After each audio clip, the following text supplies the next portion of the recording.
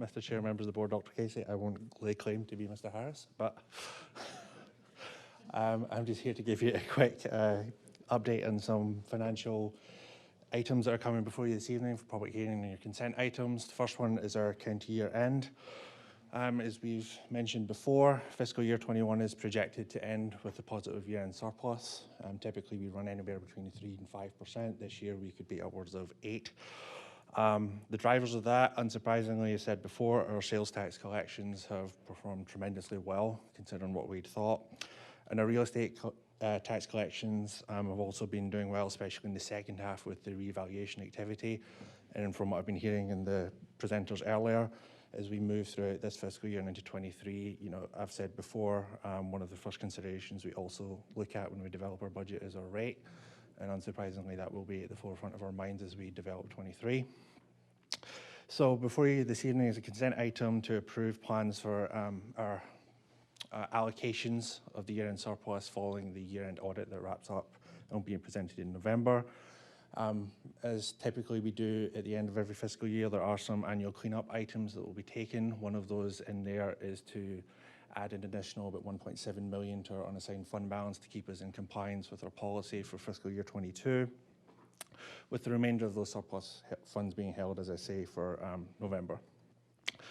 Some of the potential reserve allocations you see before you, you all approved the public safety pay reserve in December. We'd recommend contributing to that. We're also looking at some one-time strategic allocations to some of our long-term liabilities to help free up some cash flow in the years moving forward. And then working with our financial advisor, looking at lowering our county debt service, either paying through our CIP or any defeasance of existing debts. Then finally, if there's some economic development opportunities, to put some funds away aside from that to take advantage of that. On the skills side, also in your consent agenda, they as well have a positive year-end result for fiscal year 21. Likewise, similar to us, we are recommending that the reserve decisions be deferred to November, but there are some carry-forward items for expenditures that they have in motion in fiscal year 21 that you see before you. Just as a quick summary of all the items that will be before you tonight, there's one more that Mr. Harris will touch on with the rental assistance, but with the revised Dominion Memorandum of Understanding, a kind of administrative cleanup for us on the CVTA for appropriations purposes, ESSER 2, which will be subsequently followed by ESSER 3, which will start testing my Roman numeral skills, and then fiscal year 22 operating capital budget adjustments, as well as the federal stimulus ARPA plan. So for Dominion, as I say, we've got the revised memorandum this evening to appropriate $68 million for projects to maintain and improve access to the facilities impacted by the removal of coal ash. 13 million would be going towards parks and rec projects, with 55 million towards transportation. And as I say, it's kind of an administrative cleanup for us on the county side for CVTA. There's no additional spending, as I say. This is purely an administrative function for 20.7 million in fiscal year 21, with 20.6 to be appropriated in fiscal year 22.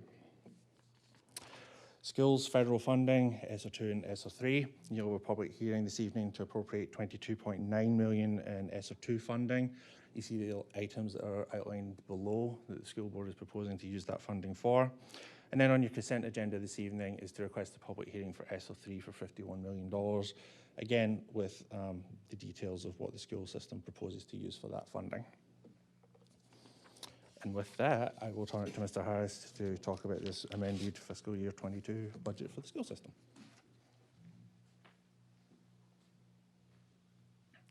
You see that he gets a new job and he thinks I'm going to be his warm-up act. It's just not going to work that way. So just last two items here. These are a change a little bit from what we had talked about previously. We're just going to spend just a second on this.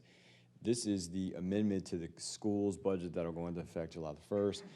As you recall, the governor was late, with his actions to bring, welcome it, but really help to match some of the compensation things that you all had done already. So that brought about $16 million to the table.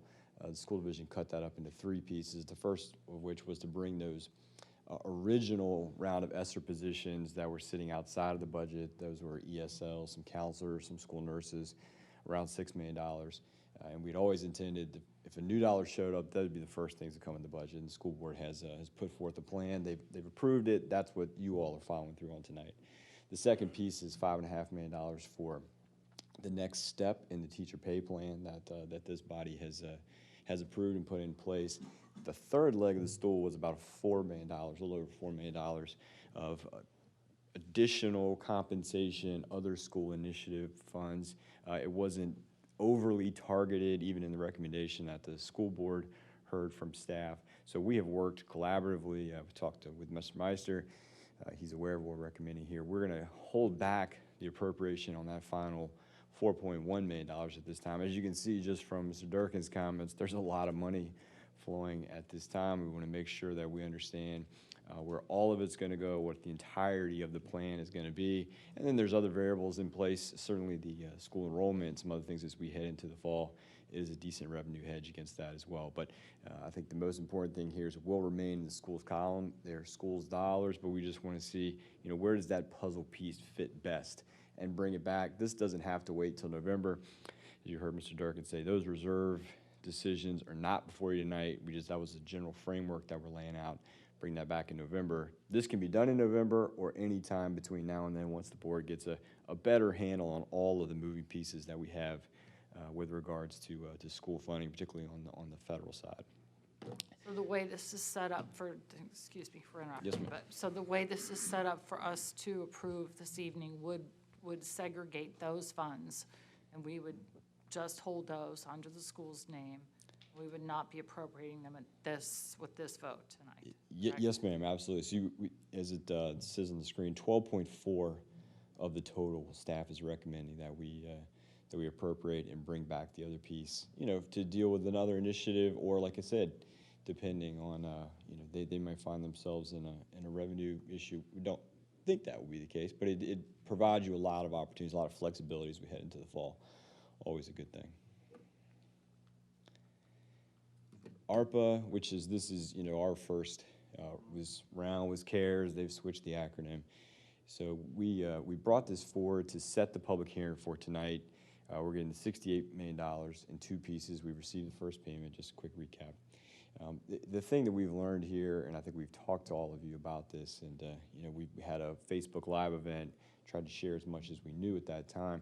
But the rule book is ever changing. Literally today, around 10 o'clock this morning, we got the latest update to the guidance that adds a number of other possibilities. Mr. Holland, you and I had a chance to discuss a little bit of that. So I think we are best served as a community, as an organization, to wait until we're expecting around mid-July to have, it could be a little sooner. We may feel confident in our plan before that time.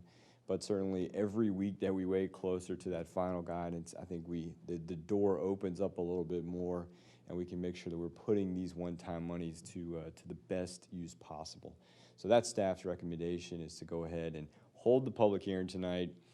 If anyone wants to comment, we've been receiving through Facebook Live and other avenues, and we're exploring with all of our partner departments opportunities that are rising on a daily basis. But we would basically continue this to July 28th and work with you all, audit and finance, wherever is most appropriate, to bring a full plan to the public so that they have all the information that they need to comment before that July meeting. I think that will work well.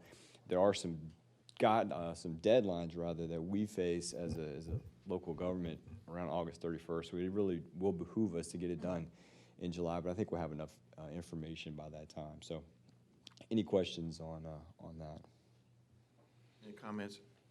Yeah, I think July 15th informational time is good for us to receive, so we'll have definitive information on what we're doing, and during our July meeting, we can certainly act and make the appropriate appropriations with regard to the funds once we consult, of course, each other, and hopefully as well consult our school board members as well. Yes, sir. Thank you. And then the last piece you heard that mentioned, this is, I think Mr. Smith may touch on this real quickly, but this is also in your consent agenda. This is another piece of federal money. Dan Cohen's group is a recipient of this. This is emergency rental assistance. This has been a wildly successful program. They got $10 million in their first piece. It really flows into that. There are some additional permissibilities. They can actually have direct investment in a project if they spend a certain portion of it in rental assistance, but really continuing the good works that they've done with that first $10 million. So really just sort of part two, not much different there other than that project permissibility, and we'll figure that out when we get there. But in the meantime, we need to continue to feed this. ACTS has been a great community partner, and it just continues that program. So, but that wraps up our questions, or excuse me, our presentation information for tonight. I'm happy to take any questions you might have. Thank you very much.